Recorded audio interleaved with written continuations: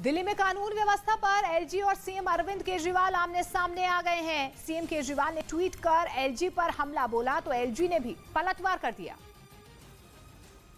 दिल्ली में कानून व्यवस्था पर सियासी संग्राम शुरू हो गया। एलजी और सीएम केजरीवाल ने ट्वीट कर एक दूसरे पर हमला बोला। अरविंद केजरीवाल के ट्वीट का जवाब देते हुए एलजी ने लिखा कि वो हर हफ्ते कानून व्यवस्था पर बैठक करते हैं। इस ट्वीट में जहां एलजी ने दिल्ली पुलिस की तारीफ की तो वहीं सीएम अरविंद केजरीवाल को और सीखने की नसीहत भी दे डाली। इससे पहले सीएम अरविंद केजरीवाल ने ट्वीट कर दिल्ली की कानून व्यवस्था पर सवाल उठाए थे। सीएम ने ट्वीट में एलजी को कानून व्यवस्था पर ध्यान देने के लिए कहा था।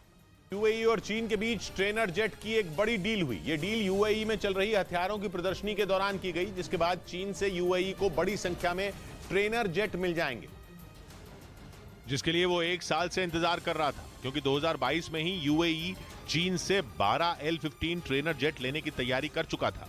ये ऐसे विमान होते हैं जिनकी मदद से पायलट खतरनाक लड़ाकू विमानों को उड़ाने की ट्रेनिंग लेते हैं। इसके साथ ही चीन के इस आधुनिक L-15 विमान में हवा में ही ईंधन भरने की क्षमता भी है। इसी वजह से यूएई ने इस डील को ऐतिहासिक बताया है। चीन के मुताबिक उसका ये ट्रेनर जेट पायलटों को 4थी और 5वीं पीढ़ी के लड़ाकू विमान उड़ाने की ट्रेनिंग भी दे सकता है। इसके साथ ही यूएई ने चीन से 36 दूसरे विमान भी खरीदने की इच्छा जताई है। माना जा रहा है कि उन विमानों में घातक लड़ाकू विमान भी शामिल हो सकते हैं।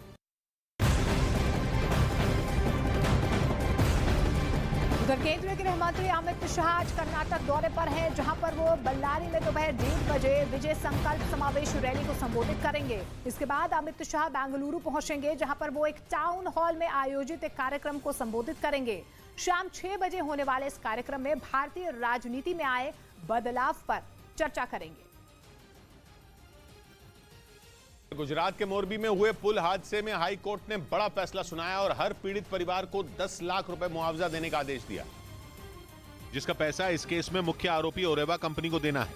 आदेश के मुताबिक ओरेवा कंपनी हादसे में जान गंवाने वालों के परिवार को 10 लाख रुपए तो जख्मी लोगों को 2-2 लाख रुपए मुआवजा देगी। पिछले साल 30 अक्टूबर को पुल हादसे में करीब 135 लोगों की मौत हो गई थी।